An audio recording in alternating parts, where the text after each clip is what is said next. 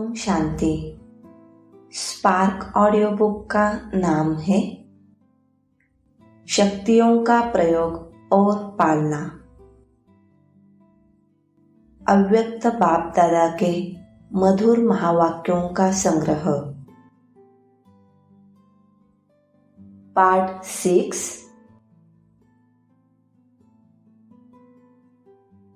Title है मनन करते हुए मग्न रहना। मनन करने वाले सदा जो भी सुनते हैं उनको मनन कर स्वयं भी हर ज्ञान के पॉइंट का स्वरूप बनते हैं। मनन शक्ति वाले गुण स्वरूप, शक्ति स्वरूप, ज्ञान स्वरूप और याद स्वरूप स्वतः ही बन जाते हैं, क्योंकि मनन करना अर्थात बुद्धि द्वारा ज्ञान के भोजन को हजम करना है। जैसे स्थूल भोजन अगर हजम नहीं होता है तो शक्ति नहीं बनती है, सिर्फ मुख से स्वाद तक रह जाता है। ऐसे वर्णन करने वालों को भी सिर्फ मुख के वर्णन तक रह जाता, लेकिन वह बुद्धि द्वारा मनन शक्ति द्वारा धारण कर शक्तिशाली बन जाते हैं। मनन शक्ति वाले सर्व बातों के शक्तिशाली आत्माएं बनते हैं। मनन करने वाले सदा स्व चिंतन में बिजी रहने के कारण माया के अनेक विघ्नों से सहज मुक्त हो जाते हैं। क्योंकि बुद्धि बिजी है तो माया भी बिजी देख किनारा कर लेती है। दूसरी बात, मनन करने से शक्तिशाली बनने के कारण स्वस्थिति कोई भी परिस्थिति में हार नहीं खिला सकती। तो मनन शक्ति वाला अंतर्मुखी सदा सुखी रहता है। समय प्रमाण शक्तियों को कार्य में लगाने की शक्ति होने के कारण जहाँ शक्ति है वहाँ माया से मुक्ति है। तो ऐसे बच्चे विजयी आत्माओं की लिस्ट में आते हैं। सदा सर्व अनुभवों में मग्न रहने वाले। मनन करना यह सेकंड स्टेज है, लेकिन मनन करते हुए मग्न रहना यह फर्स्ट स्टेज है। मग्न रहने वाले स्वतः ही निर्विघ्न तो रहते ही है, लेकिन उससे भी ऊंची विघ्न विनाशक स्थिति रहती है, अर्थात स्वयं निर्विघ्न बन औरों के भी विघ्न विनाशक बन सहयोगी बनते हैं। अनुभव सबसे बड़ी से बड़ी अथॉरिटी है। अनुभव की अथॉरिटी से बाप समान मास्टर ऑलमाइटी अथॉरिटी की स्थिति का अनुभव करते हैं।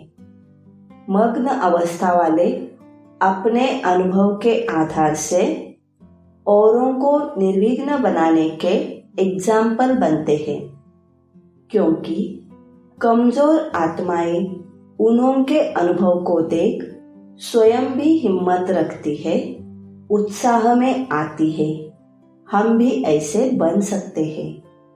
मग्न रहने वाली आत्माएं बाप समान होने के कारण स्वतः ही बेहद के वैराग वृत्ति वाली, बेहद के सेवाधारी और बेहद के प्राप्ति के नशे में रहने वाले सहज बन जाते हैं। मग्न रहने वाली आत्माएं सदा कर्मातीत अर्थात कर्म बंधन से न्यारी और सदा बाप की प्यारी है। अव्यक्त मुरली डेट है 23 दिसंबर 1987। टाइटल है मनन करना अर्थात। रत्नागर बाप ने हर एक बच्चे की बुद्धि रूपी झोली में अनेकानेक रत्न भर दिए हैं। सभी बच्चों को एक साथ एक जितने ही ज्ञान रत्न दिए हैं, लेकिन यह ज्ञान रत्न जितना स्वप्रति व अन्य आत्माओं के प्रति कार्य में लगाते हैं उतना यह रत्न बढ़ते जाते हैं। बाप दादा देख रहे हैं बाप ने तो सबको समान दिए, लेकिन कोई बच्चों ने रत्नों को बढ़ाया है और कोई ने रत्नों को बढ़ाया नहीं। कोई भरपूर है, कोई अखूट मालामाल है, कोई समय प्रमाण कार्य में लगा रहे हैं, कोई सदा कार्य में लगाकर एक का पदम गुना बढ़ा रहे हैं, कोई जितना कार्य में लगाना चाहिए उतना लगा नहीं सकते। इसलिए रत्नों की वैल्यू को जितना समझना चाहिए उतना समझ नहीं रहे हैं। जितना मिला है वह बुद्धि में धारण तो किया, लेकिन कार्य में लाने से जो सुख, खुशी, शक्ति, शांति और निर्विघ्न स्थिति की प्राप्ति की अनुभूति होनी चाहिए वह नहीं कर पाते हैं। इसका कारण मनन शक्ति की कमी है, क्योंकि मनन करना अर्थात जीवन में समाना, धारण करना।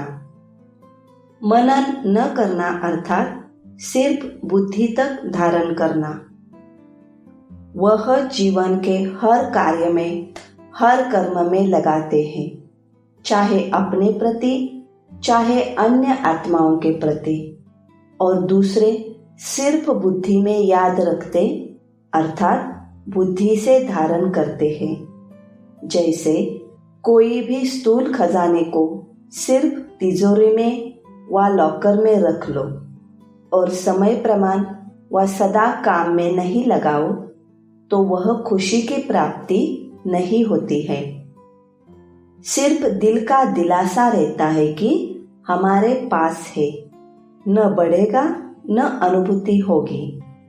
ऐसे ज्ञान रत्न अगर सिर्फ बुद्धि में धारण किया, याद रखा, मुख से वर्णन किया, पॉइंट बहुत अच्छी है, तो थोड़े समय के लिए अच्छी पॉइंट का अच्छा नशा रहता है। लेकिन जीवन में हर कर्म में उन ज्ञान रत्नों को लाना है, क्योंकि ज्ञान रत्न भी है, ज्ञान रोशनी भी है, ज्ञान शक्ति भी है। इसलिए अगर इसी विधि से कर्म में नहीं लाया तो बढ़ता नहीं है, वह अनुभूति नहीं होती है। ज्ञान पढ़ाई भी है, ज्ञान लड़ाई के श्रेष्ठ शस्त्र भी है। यह है ज्ञान का मूल्य। मूल्य को जानना अर्थात कार्य में लगाना, और जितना जितना कार्य में लगाते हैं उतना शक्ति का अनुभव करते जाते हैं। जैसे शस्त्र को समय प्रमाण यूज नहीं करो तो वह शस्त्र बेकार हो जाता है, अर्थात उसकी जो वैल्यू है वह उतनी नहीं रहती है। ज्ञान भी शस्त्र है। अगर मायाजित बनने के समय शस्त्र को कार्य में नहीं लगाया तो जो वैल्यू है उसको कम कर दिया, क्योंकि लाभ नहीं लिया। लाभ लेना अर्थात वैल्यू रखना। ज्ञान रत्न सबके पास है क्योंकि अधिकारी हो, लेकिन भरपूर रहने में नंबरवार हो। मूल कारण सुनाया, मनन शक्ति की कमी। मनन शक्ति बाप के खजाने को अपना खजाना अनुभव कराने का आधार है। जैसे स्थूल भोजन हजम होने से खून बन जाता है, क्योंकि भोजन अलग है। उसके जब हजम कर लेते हो तो वह खून के रूप में अपना बन जाता है। ऐसे मनन शक्ति से बाप का खजाना सो मेरा खजाना, यह अपना अधिकार, अपना खजाना अनुभव होता है। बाप दादा पहले भी सुनाते रहे हैं, अपनी घोट तो नशा चढ़े, अर्थात बाप के खजाने को मनन शक्ति से कार्य में लगाकर प्राप्तियों की अनुभूति करो तो नशा चढ़े। सुनने के समय नशा रहता है, लेकिन सदा क्यों नहीं रहता? इसका कारण है कि सदा मनन शक्ति से अपना नहीं बनाया है। मनन शक्ति अर्थात सागर के तले में जाकर अंतर्मुखी बन हर ज्ञान रत्न की गुह्यता में जाना। सिर्फ रिपीट नहीं करना है, लेकिन हर एक पॉइंट का राज क्या है और हर पॉइंट को किस समय किस विधि से कार्य में लगाना है और हर पॉइंट को अन्य आत्माओं के प्रति सेवा में किस विधि से कार्य में लगाना है। यह चारों ही बातें हर एक पॉइंट को सुनकर मनन करो। साथ साथ मनन करते प्रैक्टिकल में उस राज के रस में चले जाओ, नशे की अनुभूति में आओ। माया के भिन्न भिन्न विघ्नों के समय व प्रकृति के भिन्न भिन्न परिस्थितियों के समय काम में लगाकर देखो कि जो मैंने मनन किया कि इस परिस्थिति के प्रमाण व विघ्न के प्रमाण यह ज्ञान रत्न मायाजित बना सकते व बनाने वाला है। यह प्रैक्टिकल हुआ अर्थात मायाजित बने। वह सोचा था मायाजित बनेंगे, लेकिन मेहनत करनी पड़ी, वह समय व्यर्थ गया। इससे सिद्ध है कि विधि यथार्थ नहीं थी, तब सिद्धि नहीं मिली। यूज करने का तरीका भी चाहिए, अभ्यास चाहिए। जैसे साइंस वाले भी बहुत पावरफुल बॉम्ब्स अर्थात शक्तिशाली गोले ले जाते हैं, समझते हैं बस इससे अब तो जीत लेंगे, लेकिन यूज करने वाले को यूज करने का ढंग नहीं आता तो पावरफुल बॉम्ब होते भी यहाँ वहाँ ऐसे स्थान पर जाकर गिरता जो व्यर्थ चला जाता। कारण क्या हुआ? यूज करने की विधि ठीक नहीं। ऐसे एक एक ज्ञान रत्न अति अमूल्य है।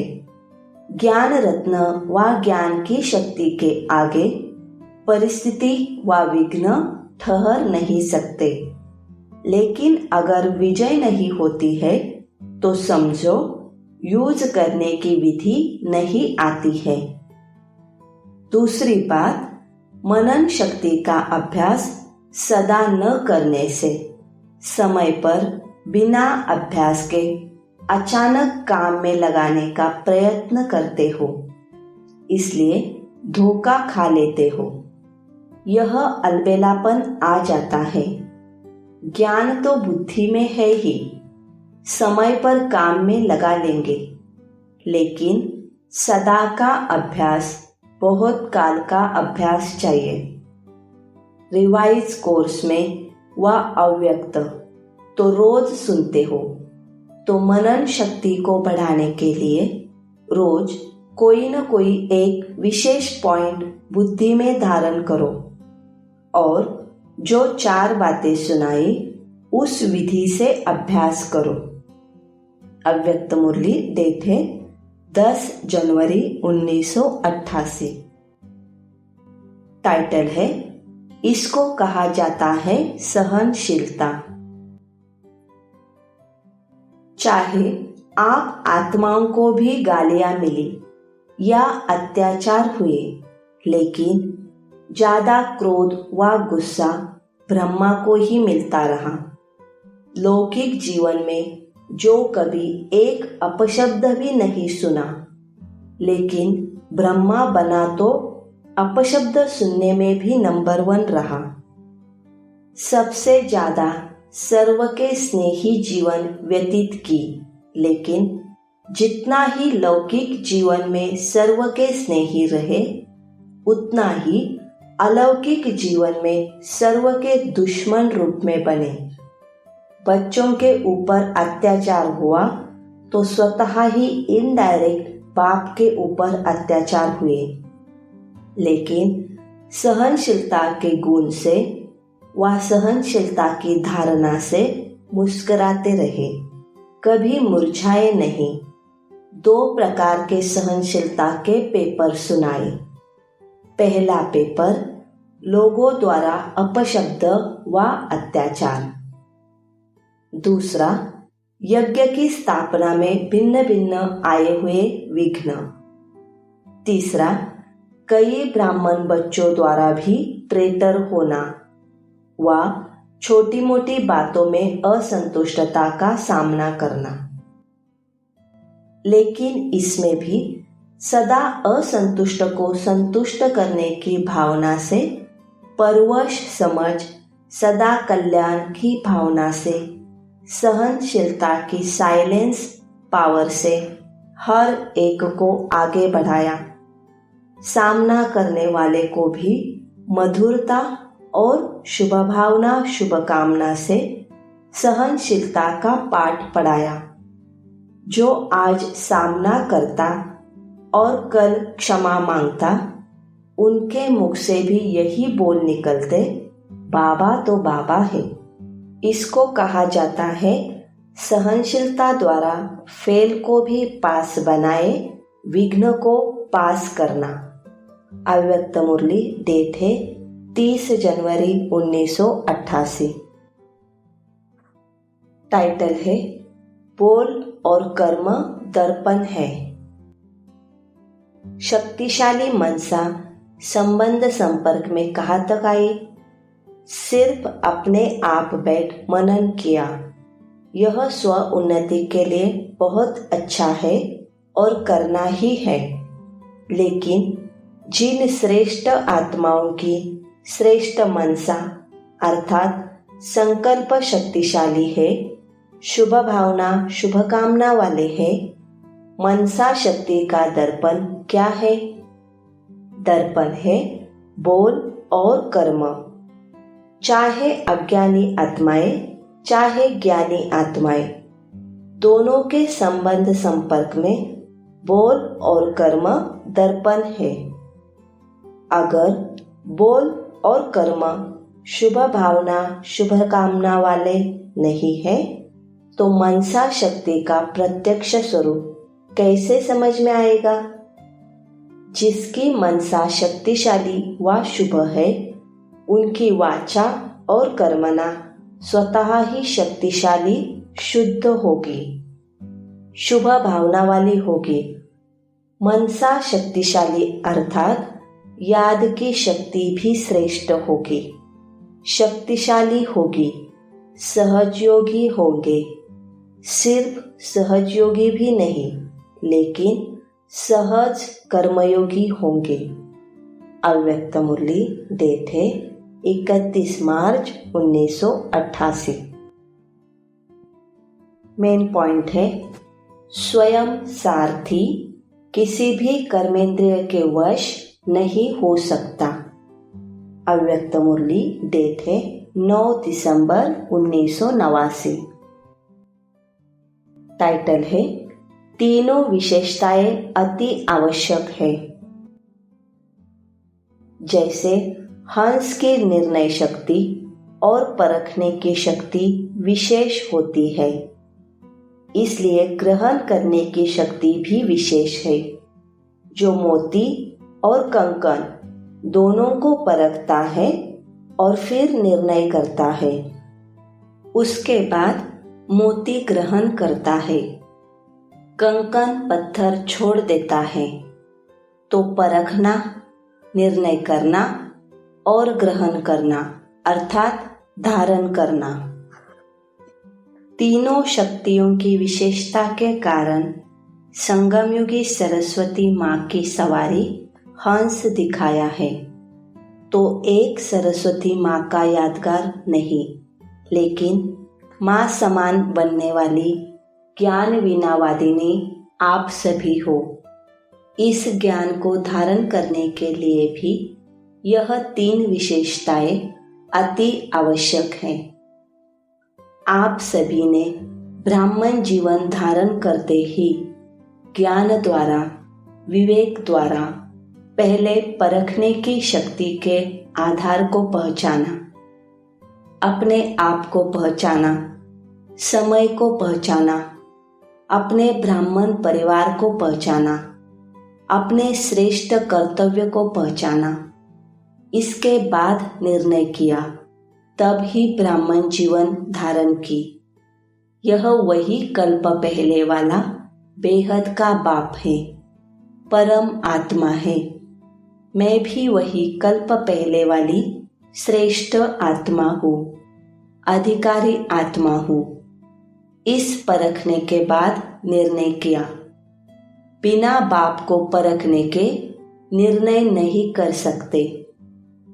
कई आत्माएं अभी तक भी संबंध संपर्क में है, बहुत अच्छा कहती रहती है, लेकिन परमात्मा पहचान व परखने की शक्ति न होने के कारण निर्णय नहीं कर सकते कि क्या बनना है व क्या करना है। इसलिए ब्राह्मण जीवन धारण नहीं कर सकते। सहयोगी बनते हैं, लेकिन सहजयोगी जीवन नहीं बना सकते, क्योंकि दोनों शक्तियां नहीं है। इसलिए होली हंस नहीं बन सकते। पवित्रता रूपी मोती और अपवित्रता रूपी कंकड़ दोनों को अलग नहीं समझते, तो पवित्रता को ग्रहण करने की शक्ति नहीं आ सकती। तो होली हंस की विशेषता है, पहली शक्ति परखना अर्थात पहचानना। अव्यक्त मुरली, डेट है 10 जनवरी 1990। टाइटल है कम बोलो, धीरे बोलो और मधुर बोलो।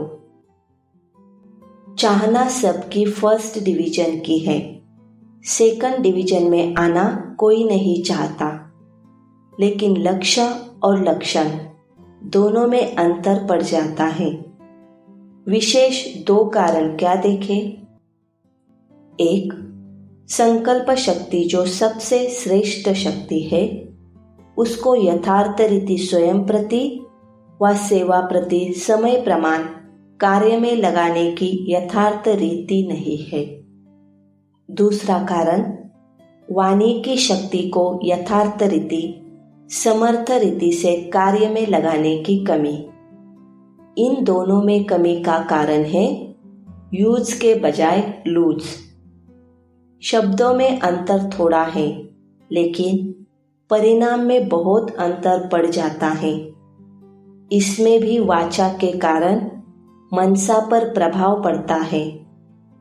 मनसा वाचा को भी अपनी तरफ खींचती है। आज बाप दादा वाणी अर्थात बोल की तरफ विशेष अटेंशन दिला रहे हैं, क्योंकि बोल का संबंध अपने साथ भी है और सर्व के साथ भी है। और देखा क्या, मनसा द्वारा याद में रहना है, उसके लिए फिर भी बीच बीच में प्रोग्राम रखते हैं, लेकिन बोल के लिए अलबेलापन ज्यादा है। इसलिए बाप दादा इस पर विशेष अंडरलाइन करा रहे हैं। कम बोलो, धीरे बोलो और मधुर बोलो। व्यर्थ बोलने की निशानी है वह ज्यादा बोलेगा। मजबूरी से समय प्रमाण, संगठन प्रमाण अपने को कंट्रोल करेगा, लेकिन अंदर ऐसा महसूस करेगा जैसे कोई ने शांति में चुप रहने लिए बांधा है। व्यर्थ बोल बड़े से बड़ा नुकसान क्या करता है? एक तो शारीरिक एनर्जी समाप्त होती है क्योंकि खर्च होता है, और दूसरा समय व्यर्थ जाता है। व्यर्थ बोलने वाले की आदत क्या होगी? छोटी सी बात को बहुत लंबा चौड़ा करेगा और बात करने का तरीका कथा माफिक होगा। जैसे रामायण महाभारत की कथा इंटरेस्ट से सुनाते हैं ना, खुद भी रुचि से बोलेगा, दूसरे की भी रुचि पैदा कर लेगा। और बात व्यर्थ व साधारण बोल के भिन्न भिन्न रूप देखे। एक, सीमा से बाहर अर्थात लिमिट से परे हंसी मजाक। दूसरा, टॉन्टिंग वे। तीसरा, इधर उधर के समाचार इकट्ठा कर सुनना और सुनाना।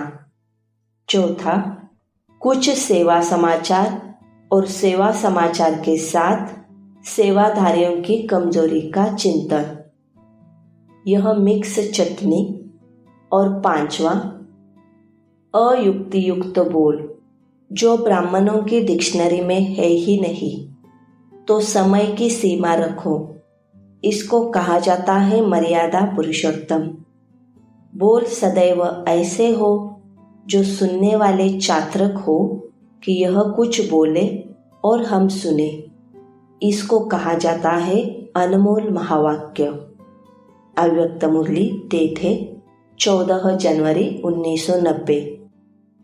टाइटल है वाह शब्द से कंट्रोलिंग पावर।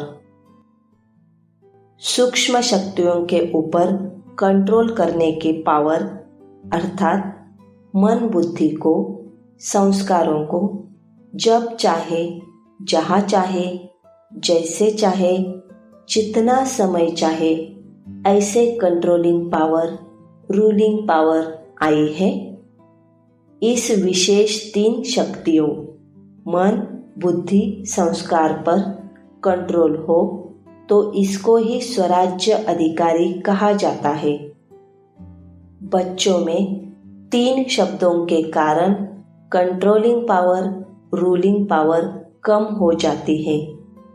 वह 3 शब्द है, 1 व्हाई अर्थात क्यों, दूसरा व्हाट अर्थात क्या, और तीसरा वांट अर्थात चाहिए। यह 3 शब्द खत्म कर एक शब्द बोलो। व्हाई आए तो भी एक शब्द बोलो, वाह। व्हाट शब्द आए तो भी बोलो, वाह। वाह शब्द तो आता है ना, वाह बाबा वाह, मैं और वाह ड्रामा। सिर्फ वाह बोले तो यह 3 शब्द खत्म हो जाएंगे। अव्यक्त मुरली, डेट है 7 मार्च 1990। टाइटल है नॉलेज की शक्ति से चेंज करो। रोज राज्य दरबार लगाते हो या जब याद आता है तब ऑर्डर देते हो? रोज दिन समाप्त होते अपने सहयोगी कर्मचारियों को चेक करो। अगर कोई भी कर्मेंद्रियों से व कर्मचारी से बार बार गलती होती रहती है तो गलत कार्य करते करते संस्कार पक्के हो जाते हैं। फिर चेंज करने में समय और मेहनत भी लगती है। उसी समय चेक किया और चेंज करने की शक्ति दी तो सदा के लिए ठीक हो जाएंगे। सिर्फ बार बार चेक करते रहो कि यह रॉन्ग है, यह ठीक नहीं है, और उसको चेंज करने की युक्ति व नॉलेज की शक्ति नहीं दी तो सिर्फ बार बार चेक करने से भी परिवर्तन नहीं होता। इसलिए पहले सदा कर्मेंद्रियों को नॉलेज की शक्ति से चेंज करो। सिर्फ यह नहीं सोचो कि यह रॉन्ग है, लेकिन राइट क्या है और राइट पर चलने की विधि स्पष्ट हो। अगर किसी को कहते रहेंगे तो कहने से परिवर्तन नहीं होगा, लेकिन कहने के साथ साथ विधि स्पष्ट करो तो सिद्धि हो। अव्यक्त मुरली, डेट है 25 फरवरी 1991। टाइटल है सत्य सदा ही सत्य है। कई कहते हैं गुप्त पुरुषार्थी है इसलिए गुप्त रहते हैं, लेकिन जैसे सूर्य को कोई छिपा नहीं सकता, सत्यता के सूर्य को कोई छिपा नहीं सकता। न कोई कारण छिपा सकता है, न कोई व्यक्ति। सत्य सदा ही सत्य है। सत्यता की शक्ति सबसे महान है।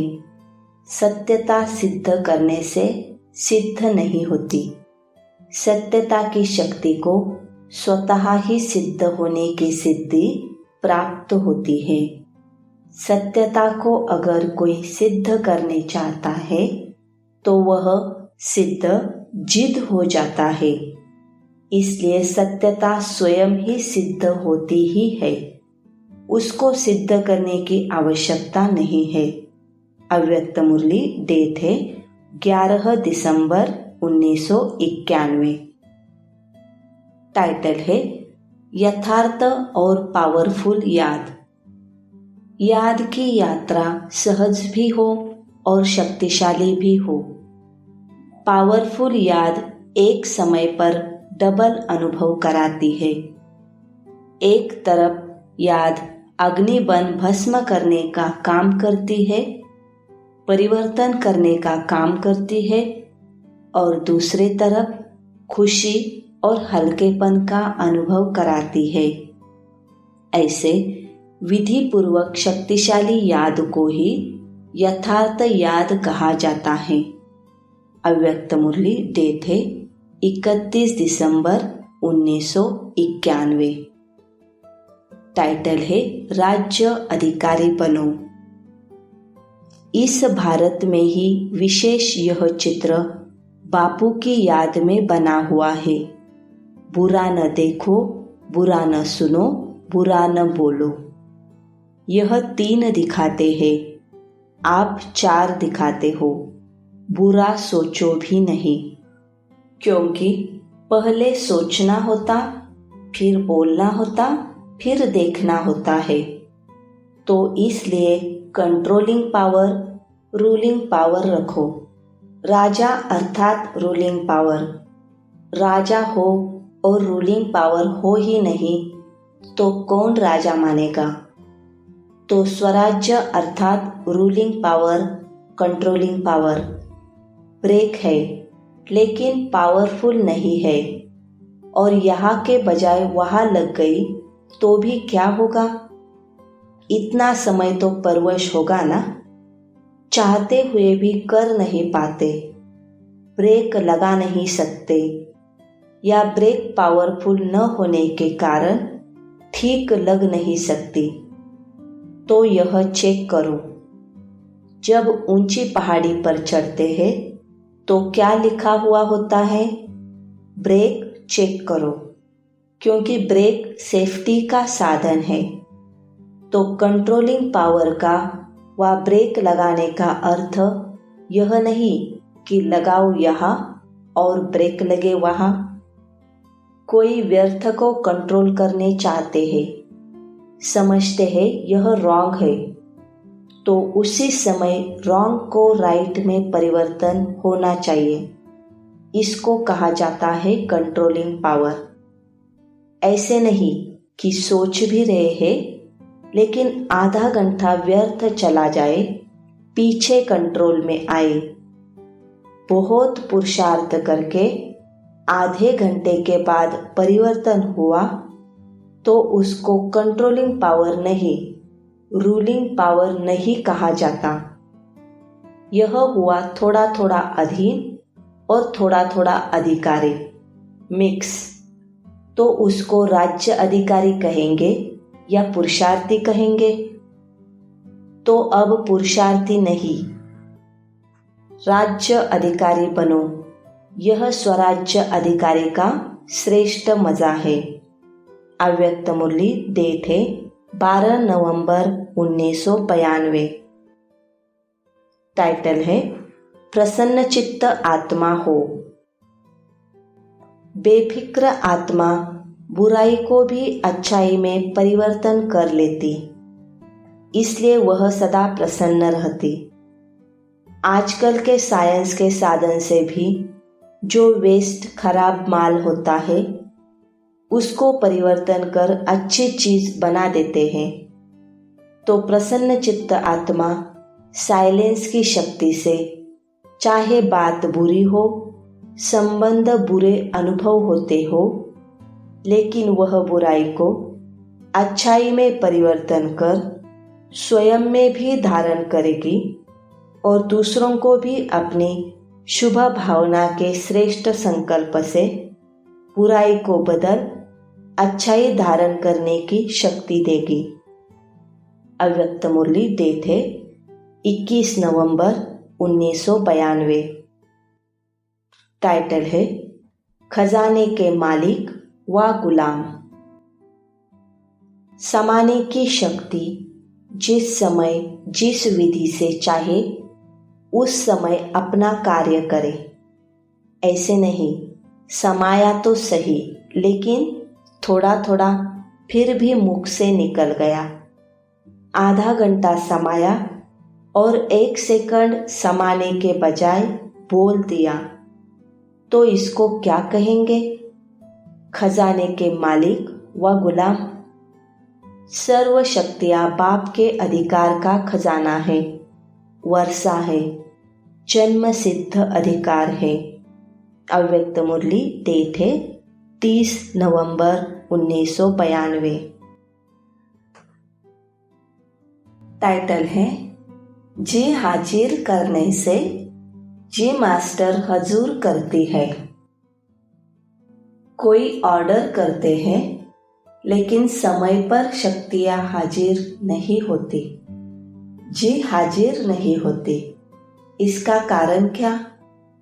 कारण है जो बच्चे सर्वशक्तिवान बाप जिसको हजूर भी कहते हैं, हाजिर नाजिर भी कहते हैं, तो जो हजूर अर्थात बाप के हर कदम की श्रीमत पर हर समय जी हाजिर व हर आज्ञा में जी हाजिर प्रैक्टिकल में करते हैं, तो जी हाजिर करने वाले के आगे हर शक्ति भी जी हाजिर व जी मास्टर हजूर करती है। अव्यक्त मुरली डेट है 20 दिसंबर 1992। टाइटल है परमात्मा सिद्धि। व्यर्थ पर विन करेंगे तो वन आएंगे, व्यर्थ पर विन नहीं करेंगे तो वन नहीं बनेंगे। अभी भी व्यर्थ का खाता है, किसका संकल्प में, किसका बोल में, किसका संबंध संपर्क में। अभी पूरा खाता खत्म नहीं हुआ है, इसलिए कभी कभी निकल आता है, लेकिन लक्ष्य अपनी मंजिल को अवश्य प्राप्त कराता है। व्यर्थ को स्टॉप कहा और स्टॉप हो जाए। जब स्टॉप करने की शक्ति आएगी तो जो पुराने खाते का स्टॉक है वह खत्म हो जाएगा। इतनी शक्ति हो, परमात्मा सिद्धि है। रिद्धि सिद्धि वाले अल्पकाल का चमत्कार दिखाते हैं और आप परमात्मा सिद्धि वाले विधि द्वारा सिद्धि को प्राप्त करने वाले हो। परमात्मा सिद्धि क्या नहीं कर सकती? स्टॉप सोचा और स्टॉप हुआ, इतनी शक्ति है। अव्यक्त मुरली डेट है 31 दिसंबर 1992। टाइटल है स्वयं के समय के महत्व को जानो। ये विशेष आत्माओं का संसार है। हर ब्राह्मण आत्मा की श्रेष्ठ वृत्ति, श्रेष्ठ दृष्टि और श्रेष्ठ कृति विश्व की सर्व आत्माओं के लिए श्रेष्ठ बनाने के निमित्त है। हर आत्मा के ऊपर ये विशेष जिम्मेवारी है, तो हर एक अपने इस जिम्मेवारी को अनुभव करते हो। कितनी बड़ी जिम्मेवारी है? सारे विश्व का परिवर्तन। न सिर्फ आत्माओं का परिवर्तन करते हो, लेकिन प्रकृति का भी परिवर्तन करते हो। ये स्मृति सदा रहे। इसमें नंबरवार है। सभी ब्राह्मण आत्माओं के अंदर संकल्प सदा रहता है कि हम विशेष आत्मा नंबर 1 बने, लेकिन संकल्प और कर्म में अंतर पड़ जाता है। इसका कारण कर्म के समय सदा अपनी स्मृति को अनुभवी स्थिति में नहीं लाते। सुनना, जानना ये दोनों याद रहता है, लेकिन स्वयं को उस स्थिति में मानकर चलना इसमें मेजॉरिटी कभी अनुभवी और कभी सिर्फ मानने और जानने वाले बन जाते हैं। इस अनुभव को बढ़ाने के लिए 2 बातों के विशेष महत्व को जानो। एक, स्वयं के महत्व को, दूसरा समय के महत्व को। फिर अनुभव करने में अंतर क्यों पड़ जाता है? क्योंकि समय पर उस स्थिति के सीट पर सेट नहीं होते हो। अगर सीट पर सेट है तो कोई भी, चाहे कमजोर संस्कार, चाहे कोई आत्माएं, चाहे प्रकृति, चाहे किसी भी प्रकार की रॉयल माया अपसेट नहीं कर सकती। अभी अभी देखेंगे बहुत एकाग्र और अभी अभी एकाग्रता के बजाय भिन्न भिन्न स्थितियों में भटकते रहेंगे। टाइटल है एकाग्रता में ही दृढ़ता। तो इस समय विशेष अटेंशन चाहिए। मन और बुद्धि सदा एकाग्र रहे। एकाग्रता की शक्ति सहज निर्विघ्न बना देती है। मेहनत करने की आवश्यकता ही नहीं है।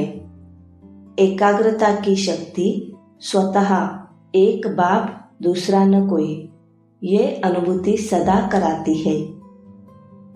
एकाग्रता की शक्ति सहज एकाग्र स्थिति बनाती है।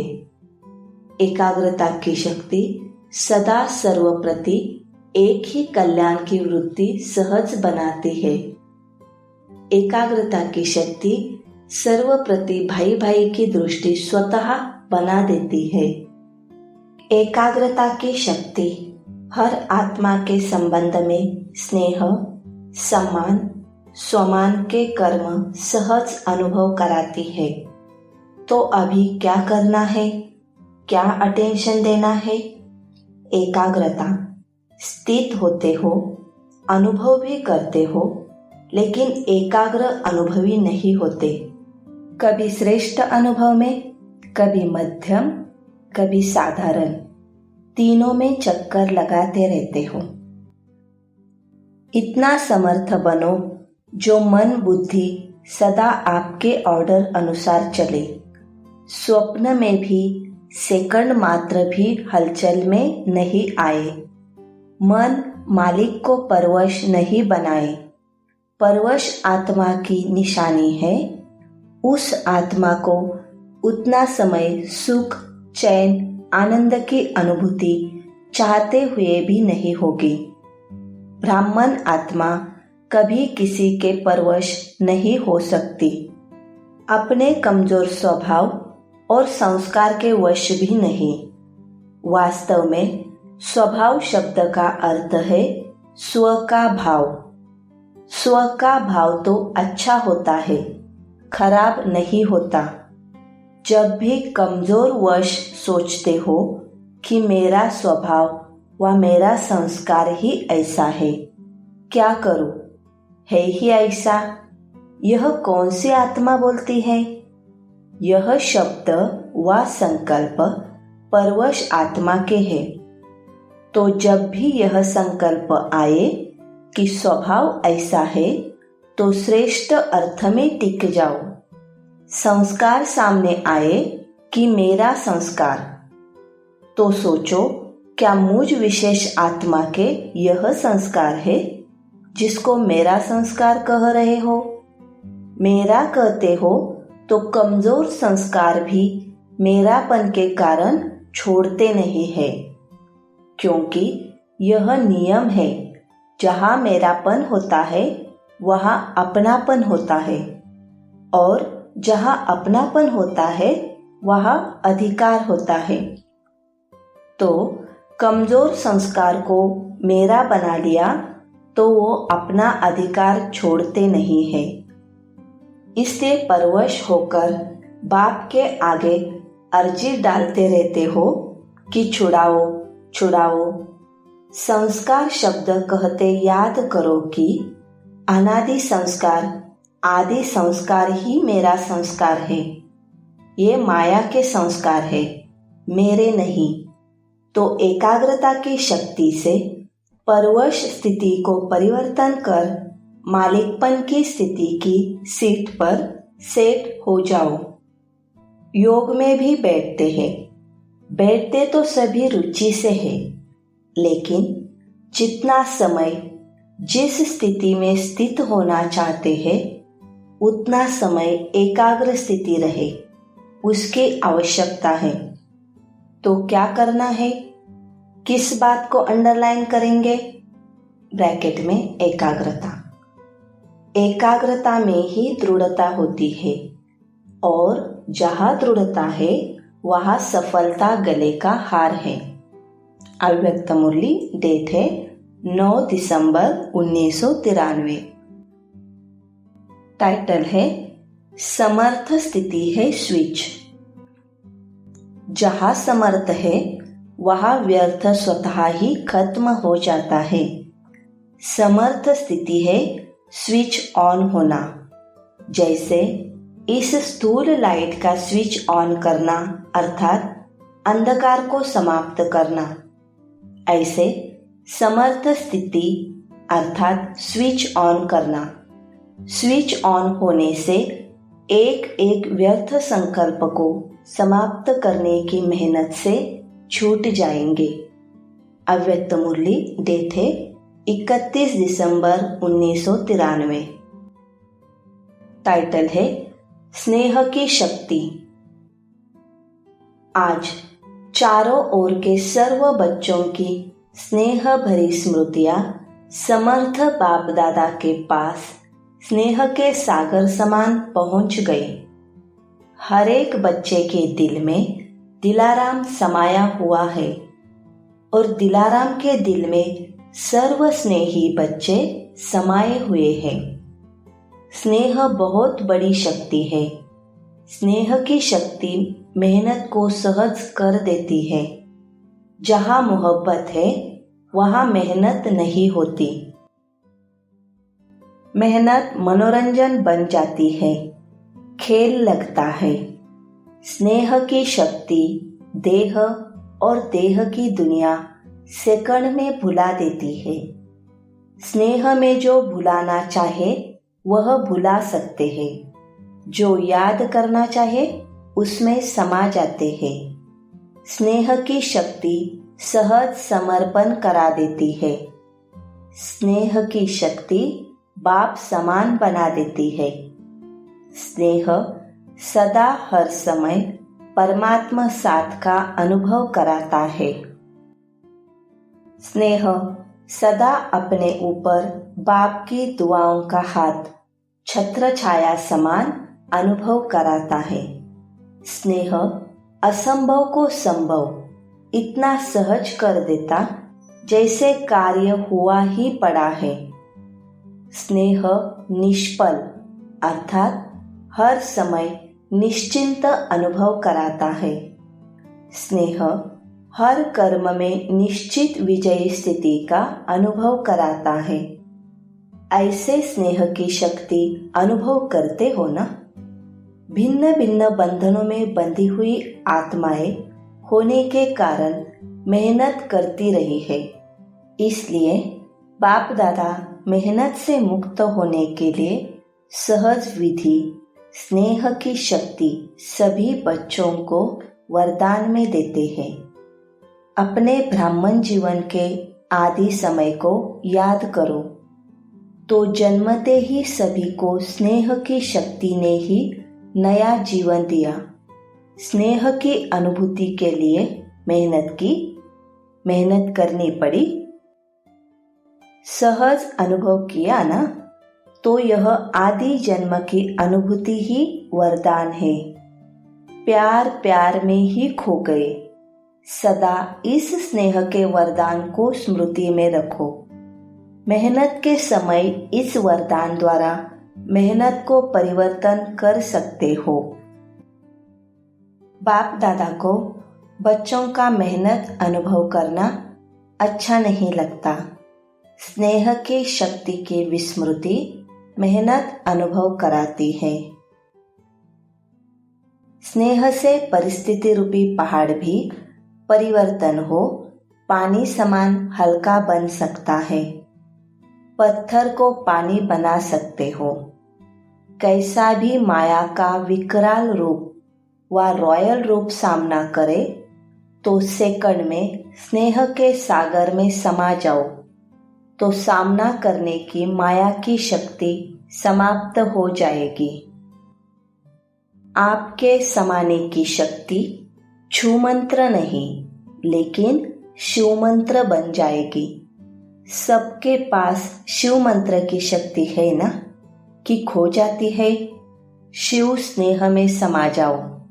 सिर्फ डुबकी मारकर नहीं निकल आओ। थोड़ा समय स्मृति में रहते हो, मीठा बाबा, प्यारा बाबा, तो डुबकी लगाकर फिर निकल आते हो तो माया की नजर पड़ जाती है। समा जाओ तो माया की नजर से दूर हो जाएंगे। और कुछ भी नहीं आए तो स्नेह की शक्ति जन्म का वरदान है। उस वरदान में खो जाओ। अभी देखो, कोई भी प्रकृति की आपदा या परिस्थिति की आपदा आती है तो अचानक आती है ना, और दिन प्रतिदिन अचानक यह प्रकृति अपनी हलचल बढ़ाती जाती है। यह कम नहीं होनी है, बढ़नी ही है। अचानक आपदा आ जाती है तो ऐसे समय पर समाने व समेटने की शक्ति की आवश्यकता है। और कहाँ भी बुद्धि नहीं जाए, बस बाप और मैं। बुद्धि को जहाँ लगाना चाहे वहाँ लग जाए। क्यों क्या में नहीं जाए। ये क्या हुआ, ये कैसे होगा, होना तो नहीं चाहिए, हो कैसे गया, इसको ब्रेक कहेंगे। अव्यक्त मुरली, डेट है 18 जनवरी 1994। टाइटल है शांति का बल, योग का बल। एक बल, एक भरोसा, ऐसी श्रेष्ठ आत्मा है, ऐसे अनुभव करते हो। एक बल, एक भरोसा है या अनेक बल, अनेक भरोसे है। एक बल कौन सा है? साइलेंस का बल, योग का बल। एक बाप में भरोसा अर्थात निश्चय होने से यह साइलेंस का बल, योग का बल स्वतः ही अनुभव होता है। तो साइलेंस की शक्ति वाले हैं, योग बल वाले हैं, यह स्मृति रहती है। शांति की शक्ति सर्वश्रेष्ठ शक्ति है, क्योंकि और सभी शक्तियां कहाँ से निकलती है? शांति की शक्ति से ना। आज साइंस की शक्ति का प्रभाव है, लेकिन वह भी निकली कहाँ से? शांति की शक्ति से निकली ना। तो शांति की शक्ति द्वारा जो चाहो वह कर सकते हो। असंभव को भी संभव कर सकते हो। जो दुनिया वाले आज असंभव कहते हैं, आपके लिए वह संभव है ना। तो संभव होने के कारण सहज लगता है, मेहनत नहीं लगती। दुनिया वाले तो अभी भी यही सोचते रहते हैं कि परमात्मा को पाना बहुत मुश्किल है, और आप क्या कहेंगे? पा लिया। अव्यक्त मुरली, डेट है 1 फरवरी 1994। टाइटल है मैं राजयोगी हूँ। आप हो कौन? ब्रैकेट में राजयोगी। राजयोगी का अर्थ क्या है? राजा होना। तो मन को कंट्रोल नहीं कर सकते। किंग में तो रूलिंग पावर होती है ना, तो आप में रूलिंग पावर नहीं है। अमृत वेले और फिर सारे दिन में बीच बीच में अपना ऑक्यूपेशन याद करो, मैं कौन हूँ। क्योंकि काम करते करते यह स्मृति मर्ज हो जाती है कि मैं राजयोगी हूँ, इसलिए इमर्ज करो। ये नियम बनाओ। ऐसे नहीं समझो कि हम तो है ही राजयोगी, लेकिन राजयोगी की सीट पर सेट होकर रहो, नहीं तो चलते चलते कर्म में बिजी होने के कारण योग भूल जाता है, सिर्फ कर्म ही रह जाता है। लेकिन आप कर्मयोगी कंबाइंड हो। योगी सदा ही रूलिंग पावर, कंट्रोलिंग पावर में रहे, फिर राजयोगी डबल पावर वाले कभी भी व्यर्थ सोच नहीं सकते। तो अभी कभी नहीं कहना, सोचना भी नहीं कि राजयोगी वेस्ट कर सकते हैं। अव्यक्त मुरली, डेट है 9 मार्च 1994। ओम शांति।